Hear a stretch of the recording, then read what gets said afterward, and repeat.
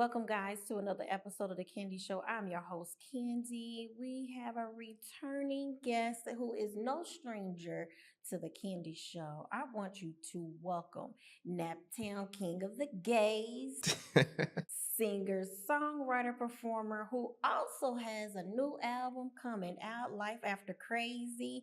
And he also was just recently featured in Rolling Stone's top 10 new artists to watch for in 2025. I want you guys to welcome Darnell Jr. Thank you for having me. That's the best introduction I've ever gotten. You better go ahead. Thank you, thank you, thank you. All right, well, let's talk about it. I know we were just talking off camera. However, let's focus right now. You have a new album coming out, dropping July 25th. Let's talk about that. Okay. Life After Crazy I feel like, is my best album to date, especially from a conceptual, sonic, and lyrical standpoint. It is a continuation, if you will, of my last album, Boy Crazy, which was the last time I was here. Um, it's pretty much a happier side, if you will, because Boy Crazy was very dark, very chaotic, because it pretty much mirrored the place of my life that I was at that time. I was fresh out of an engagement, so my relationship didn't end well. At one point, I was homeless. I went through a lot last time. This time is me showing growth. I'm documenting my healing journey, overcoming some traumas that have lied dormant and overlooked within myself over the years. And it is me expressing, where I've gone as far as therapy. And also, this is a very male, masculine album. And the reason why I say that is my last album, Boy Crazy, was very emotional. A lot of people say I operated in a lot of feminine energy, which is fine because I can do both. This time around, I have a lot more masculine energy and masculine wording in my lyrics. I pretty much document how men handle trauma and breakups.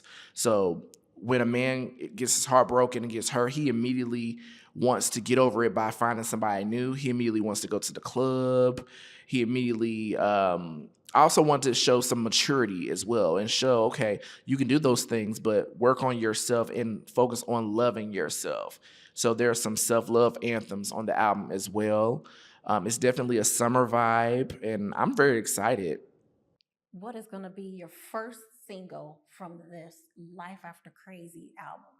Well, I've already dropped two singles. The first single was Dancing After Midnight. I dropped that in April. And then at the end of May, I dropped I Don't Wanna, which is my latest single. But I do have a few more singles lined up that I'm very excited about.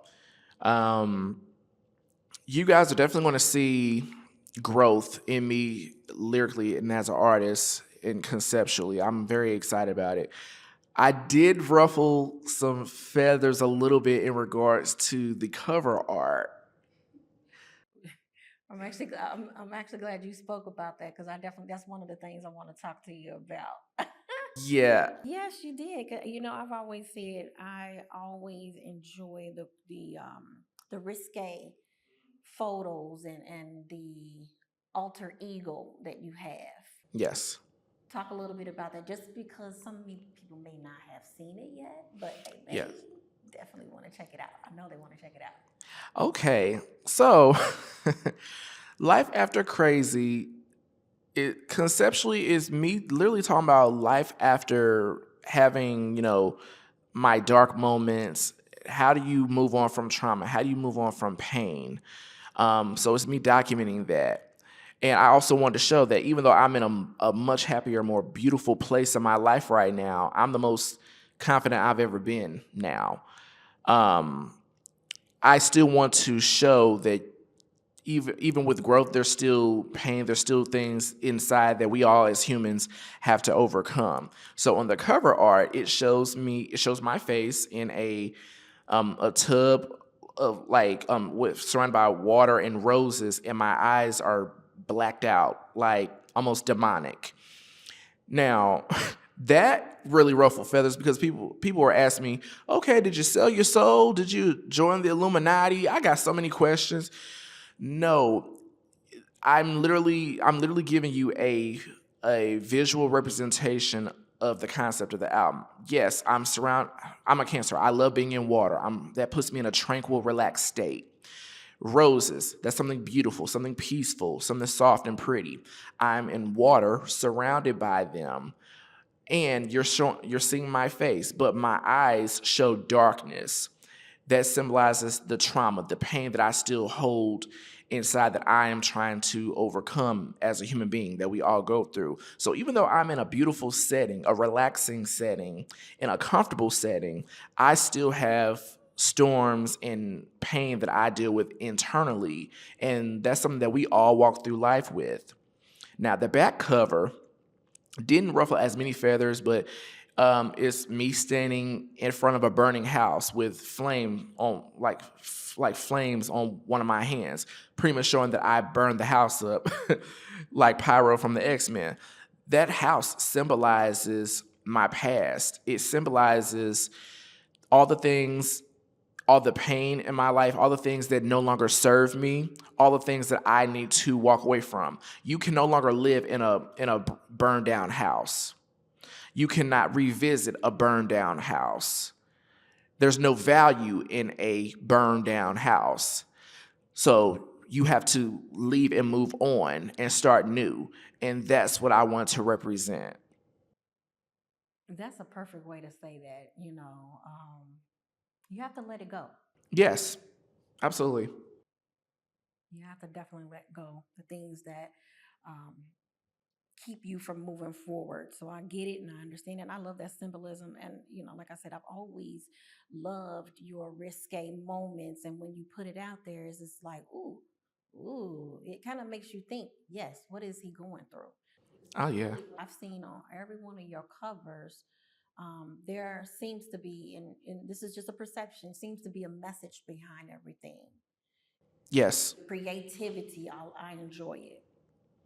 Thank you. Yeah, I'm very intentional with my cover arts. I like think pieces, and I feel like part of being an artist, we do need to make people think a bit. And I was very cerebral this time around. This is probably the most, I don't want to say complex, but the most thought provoking like cover art that I've had in my career because I wanted to show growth and I wanted to do more than just take some cute pictures. I also want to continue to dive into the duality of my personality. Being an openly gay man, I have a masculine and a feminine side. Everybody has masculine and feminine energy. Me, I'm able to move freely between the two. So I like to represent that visually as well as in my music. Now, visually, for this project, I may be more feminine presenting in some pictures, but on the album and the music, it shows a lot more the masculine energy. Plus, I have all male features on the album. It's a lot more, some of the songs are a lot more aggressive and sexual in nature that show sexual prowess of a recently single man. So I want to show both sides in any way that I can without being pigeonholed and put into a box where people think, okay, he is just one thing. So yeah. Well, I've always said that as well. Your talent shows. If no one ever saw you visually, they heard your music, like I've said before, you never know what perspective you're coming from because your pen skills are so amazing. Thank you. The words that is being said in your songs, you don't know if it's coming from a male perspective or from a woman's perspective, in which this is the thing. You are good with your pen and you have wrote all your songs, I see, and you also executive produced this new album. Yes, and I appreciate you noticing that. It's very important to me. I do have people that have offered to write for me, and I do have a writing partner. But this time on this particular album, I did majority of that writing myself. I only had a co-writer on one of my songs, and that's the my single now. I don't wanna, simply because this particular album was very they're all personal, but it was very personal to me in terms of getting back to myself. This is the first time in a long time where I've actually enjoyed the process of making an album, and I felt free and I felt safe. My last album, Boy Crazy, that album was literally a cry for help. I was in the worst place of my life. I was making music because therapy at that time was not working. Drinking was not working at that time. And I felt like I had no place to run but music and God. So that was my way of coping, and that was my way of breaking free. Now I have a lot more peace. I'm moving different. God is bringing a lot of blessings and new opportunities into my life. You mentioned the Rolling Stone thing that completely fell in my lap. I was not aware or prepared. The label that I'm signed to now, I'm signed to Bentley Records. It's an international independent label, and just different resources and support that I'm getting. I'm just very grateful and thankful because I certainly did not expect it, especially when you are used to hearing nobody cares and you're used to hearing nobody wants to hear the gay dude sing or rap. Well, clearly a highly respected, publication that's been in existence for well over 50 years cared enough to, talk about little old me. So I'm very grateful, but I'm definitely trying to continue to work and better myself. I'm gonna be the first to say it. Congratulations. That is an amazing accomplishment. Thank Rolling you. Stones. Come on now. How many people can tell you that here in Indianapolis, in Naptown?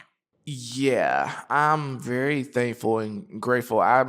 Just thinking about it still makes me want to cry because in a couple of my music buddies here in the city that I do consider friends, they were telling me, you never know what impact you're making. And with me, a lot of times I get stuck and caught up in the hustle of it and trying to work and trying to be seen and trying to make sure my music is seen and heard, that I don't often take a moment to smell the roses or see what I've already done and what I've accomplished. Because sometimes I do feel like I'm not making impact or that I haven't done or accomplished anything. And this was one of those moments that forced me to really stop and take stock of how far I've come and still be mindful of where I'm going, but just take a moment to take it in and enjoy it, which is something I have not done before until now. So I'm very grateful and I'm truly enjoying this moment. That's amazing. Take that moment because listen, you worked hard for these gifts Amen. and these flowers and these appreciations. So most definitely make sure you take that moment. Okay, now last time, Prince of the Gays. This is what your title was. And so now you're going by Naptown King of the Gays. Tell me a Yes. little bit about that transition and where did Naptown King of the Gays come from?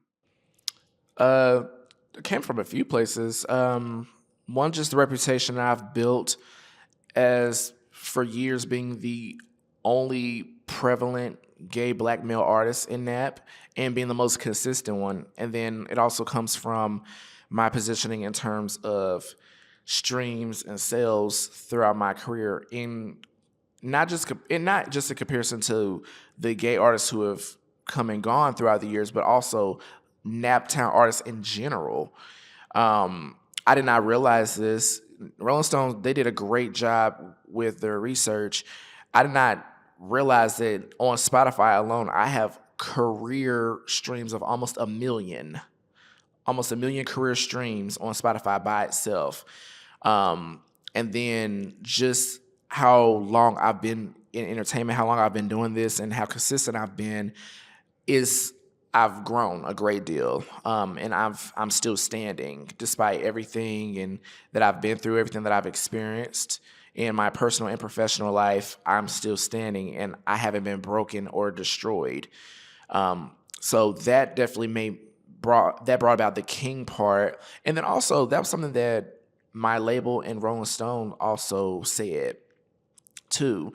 And my supporters here have also said there's been posts, calling me king of the gays and I'm very grateful, very thankful. I say that with all humility, but I also can say I've definitely earned that title. I fought hard for it and I've been very uncompromising in my position because I do represent and fight for inclusion, diversity, and representation, which to this day, unfortunately, is still underrepresented, excuse me, here in NAP within the gay community. It's more accepted for gay or bisexual or lesbian women in the music scene. They're more accepted than black gay men. There's a complete double standard, and for me to still be standing and still be the one willing to walk in my truth when others have come and gone and have ran away, because and I've even been told this by quite a few of the gay artists that have come behind me. They've all said, we don't want to take the same bullets that you take. We would rather just stay with our own people. What's the point of fighting and trying to, battle something that you can't win? I don't look at it that way, because you have to be a pioneer. You have to fight for what you believe in. You have to fight for, you know, your community and your people. What if, and I'm not in any way comparing myself to these people, but just think about it. What if Martin Luther King Jr. felt that way? What if Malcolm X and Nelson Mandela, Rosa Parks, what if those major civil rights like figures felt like, okay, I don't want to deal with this. My people, every man for himself. What if they were okay being in the background and going with the norm? We would not have the freedoms we have today. We would not have the representation that we have today. So even if I have to continue to take this journey alone and be king of the gays, if you will, because I'm the one fighting for us in the music scene. I'm the one that is representing us and not being fearful of the hate and the backlash and the slander, then so be it. But I definitely believe that is a part of my purpose, because this is bigger than music for me. Yes, it is. Yes, it is. It shows a little bit. Not a little bit, but I don't know if you noticed this or not. Prince is under a king elevation. Prince Yeah, to king shows growth, elevation. That's the way that I see this is regards to in regards to your journey. So you're king now. So now you have a weight, you have a heavy excuse me, you have a heavy burden to carry, and you're ready to carry it. absolutely. And I'm actually glad you said that, because I thought about it, but you spelled it out so perfectly. It that does show growth and elevation. And that's funny, because that's what I've been striving for, not in a narcissistic standpoint or egotistical standpoint, but I just want to continue to grow and be a better version of myself and grow in every way possible. But I also want to inspire and lead by example, not for my own glorification, but for the betterment of not just gay people, but people in general. I want the black community to see, okay, we're still here. We're still a part of the community too. We're just different. Who you love, who you sleep with should not hold weight over your talent. Like I've heard for years, gays are gimmicks. I've heard for years that me being gay completely voids any talent that I may have or any message that I want to get across. And I don't think that should be the case. I don't think that's fair. I don't think it's wise or smart. And a lot of this has been said by the black community. And I'm just trying to bridge the gap without feeling like I have to hide or code switch to a degree. But I'm very mindful of everybody's opinions and preferences, which is fine. But I do think that a part of my growth and elevation is walking in who I am entirely, being uncompromising about it, and championing other people to do the same without any fear or any, fear of persecution, if you will, for lack of a better phrase. Well put, well put. All righty. Well, you guys know it's about that time. We got to get out of here. But we want to make sure that Darnell Jr. let everyone know once again, when is Life After Crazy coming out? Let them know where they can find you, book you, reach you, follow your journey, download your new album, and you have a couple of singles out. So let them know. Yes. So Darnell Junior, you spell out the Junior. You can find me on all social media. I'm on Facebook. I'm on Instagram. My Instagram is at Darnell Forever. So you spell out Darnell Forever. It's all lowercase. Same thing with Twitter. Life After Crazy, my new album, drops on Friday, July 25th on all platforms. You can check my link on my Instagram. It has a link to all of my different the different musical platforms, excuse me, where you can find my music. It also has my email, my phone number, where you can actually reach me to book me and contact me. And yeah, I'm very excited. I definitely have more music coming, more singles. I have visuals, like music videos, more photos coming.